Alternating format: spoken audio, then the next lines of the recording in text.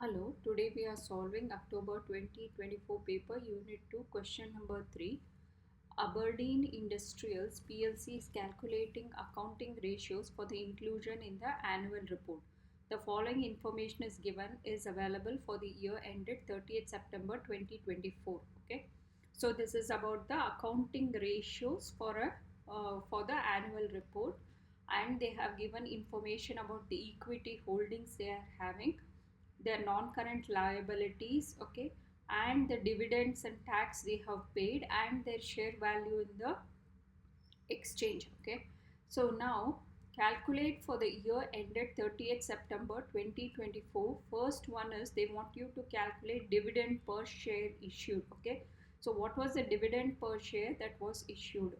Now the formula for this is whatever the total ordinary dividend you have issued throughout the year, okay, divided by the total number of issued shares, it will give the dividend per share. Okay, now the total ordinary dividend, if we can see that there are two types of dividend. Okay, there are two types of dividend. One is the interim dividend they have offered, and they have also offered a final dividend. Interim dividend that was issued, it is given as, okay, the interim dividend that was issued is given as 240,000 shares we have to calculate. Here we can see that the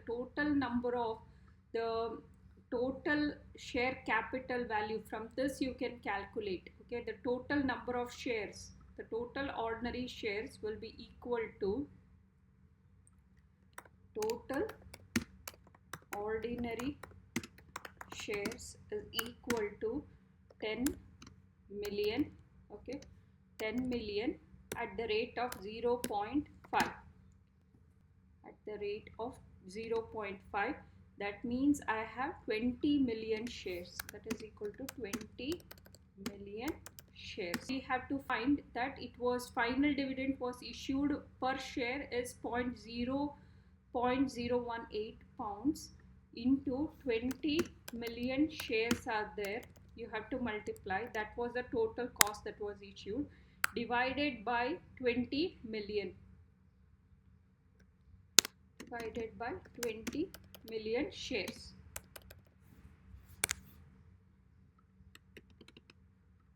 Okay, so now let's calculate this value.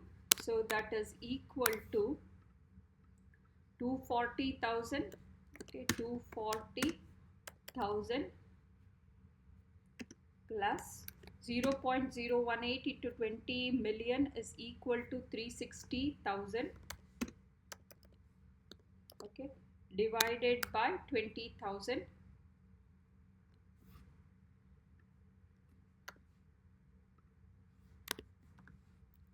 So 240 plus 360. Okay, 240 plus 360 divided by 20.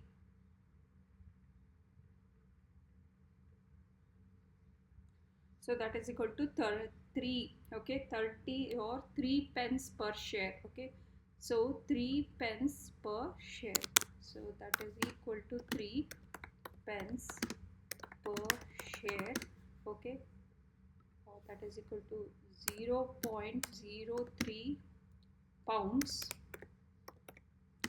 per share. Or the next question is dividend yield. Okay, dividend yield formula is dividend per share issued divided by the market price per share times the 100. So let's calculate. So we know that we have already calculated the dividend per share issued in pounds. So 0.03 pounds divided by the market price per share is 1.2. Okay, you take the ratio and then you multiply it with 100. So that is equal to 2.5%. Dividend cover is equal to net profit after the tax minus irredeemable preferential dividend divided by the total ordinary dividend issued. Okay, so this is a formula for that. This formula you have to know prior.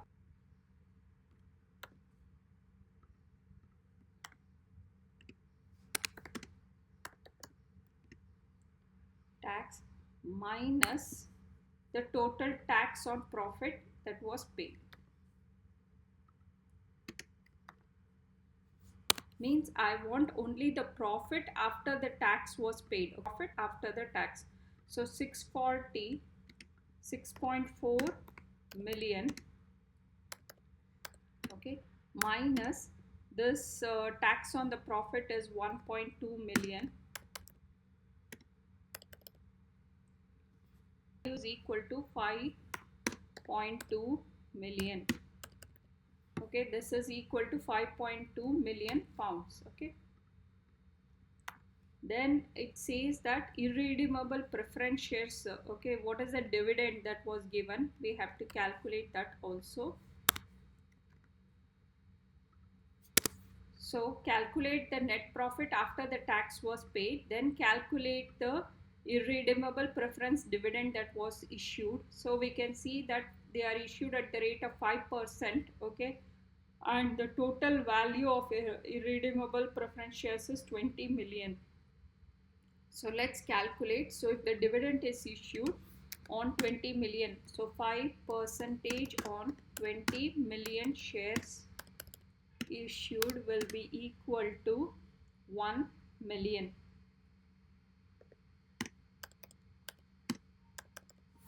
So this was the value of the dividend that was issued to the irredeemable preference shareholders. Okay, so this is the value. So now let's calculate what is the dividend cover. Okay, what is the dividend cover for the company? So the dividend cover after this net profit after the tax was paid and the irredeemable dividend paid, okay, the divided by the total ordinary dividend that was issued. Total ordinary dividend that was issued, we had already calculated, its value is this much, 240 plus 360,000. Okay,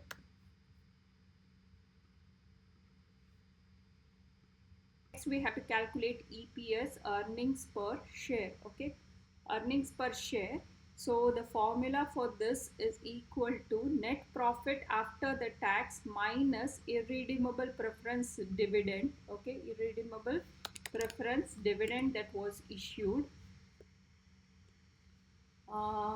divided by the number of ordinary shares, the total ordinary shares that was issued. Okay, that is earnings per ordinary share. Tax, it is 5.2 million. We had already calculated in the previous one. Okay, here 5.2 million, and then the preference shares. Okay, the dividend that was issued to the irredeemable preference shareholders was 1 million. So which means that you will be left with 4.2 million. So let's put it here. So that value is equal to 4.2 million divided by 20 million shares. So that is equal to 21. Okay, 0.021 pence. Okay, or pounds per share.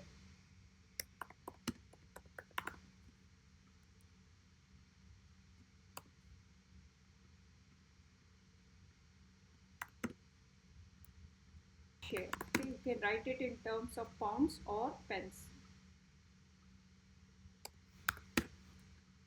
Next one is the price to earnings ratio. Let's calculate what is the price to earnings ratio. Market price per share divided by earnings that has happened with the shares. So a market price per share is 1.2 divided by, we know that this is earnings per share we had calculated just now. So that is equal to 0.021. So that value is going to be equal to 5.71 times. Okay, this is a ratio of the two shares value. Okay, so that is in number of times it exceeds. Okay, this exceeds the other. So market price is 5.7 times the earnings per share value. Okay, that is what it means. Next one is return on capital employed. So let's calculate the return on capital employed. The formula will be net profit before the interest and before the taxes paid. You have to take that value before the interest and before the taxes paid and divide it with the capital employed. Okay, and divide it with the capital employed times 100. So divided with the capital employed times 100 because you want the percentage value. Okay, because you want the percentage value. 6.4 million, right? So it is 6.4 million interest paid on the bank loan.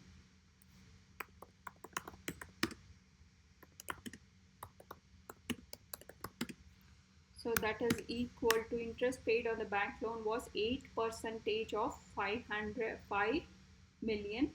So 8% of 5 million, that is equal to 400,000.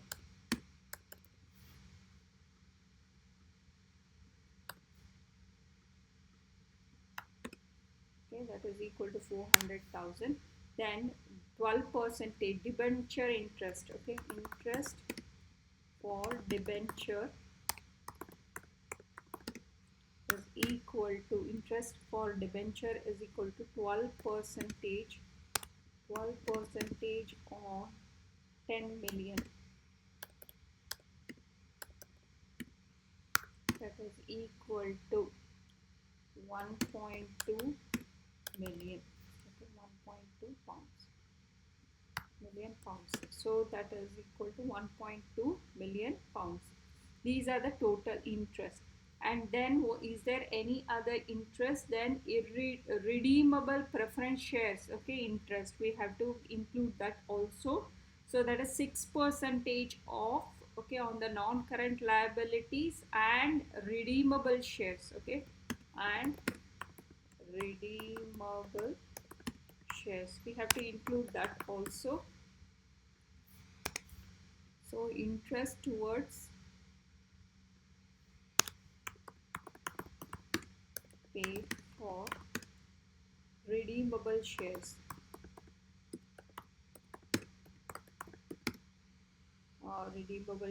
that is equal to 6% of 8 million.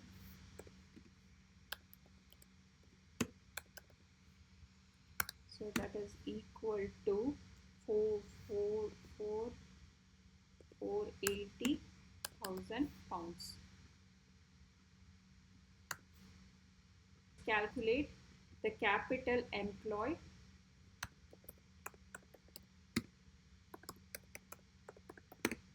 Now the capital employed will be equal to, so first one is the ordinary shares. Okay, so first one is the ordinary shares. So let's write what and all we have. Ordinary shares value, okay, that is the 10 million. Then share premium value. Then you have irredeemable preference shares. Okay, redeemable preference shares. Then you have redeemable preference shares.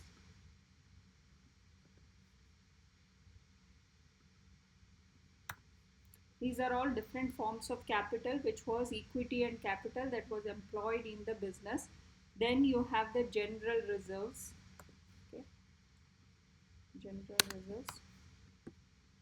Then you have the foreign exchange reserve.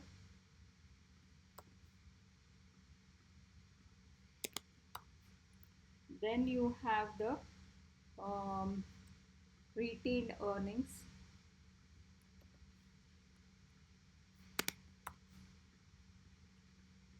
Then you have the bank loan and debenture employed. Okay, bank loan that was taken.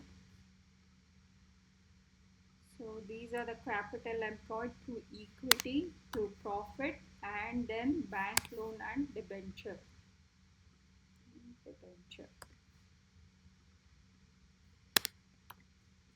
Now let's write the values that was employed by the company.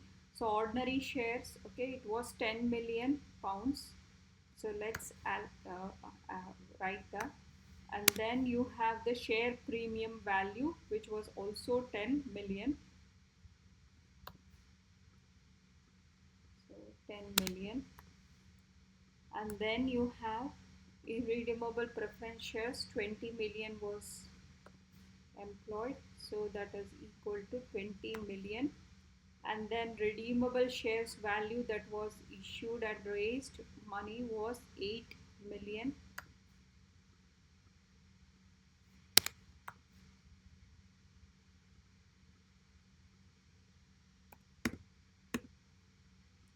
And then you have the general reserves, which would have been transferred from the retained earnings, okay, so that is equal to some 15 million. Then you have 15 million. Then you have the foreign exchange reserves, 5 million.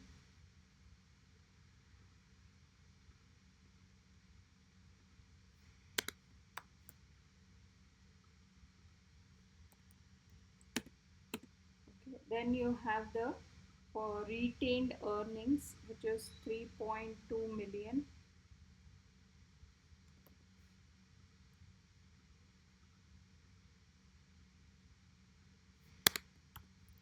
So you should know certain aspects like dividends are issued from the general reserves. Okay, so all those things are the knowledge you have to know prior, but you should know that these are the different forms of capital that could be used by the company. Okay, so next one is the bank loan. Okay, they had also got a bank loan of 5 million.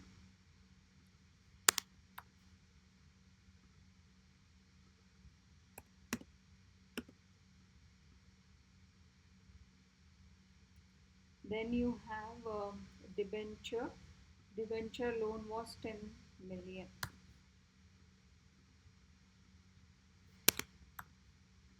Okay. Now let's calculate the total capital employed. Okay. So the total capital employed by the company was equal to,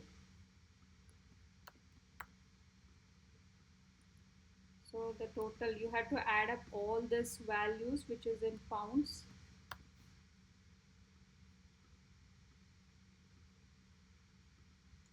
So you get 86,200, 86.2 million. Okay, so 86.2 million. So this is the total capital employed, okay, that was employed by the company, 86.2 million. Now let's calculate the return on capital employed. Okay, this is what we are supposed to calculate, this ratio. So that is equal to, the first one is the this profit. Okay, it was 6.4 million.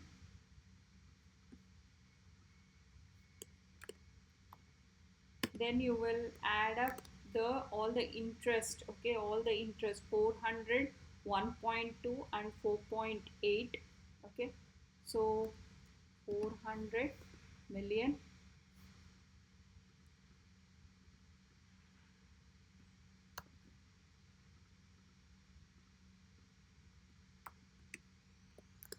plus 1.2 million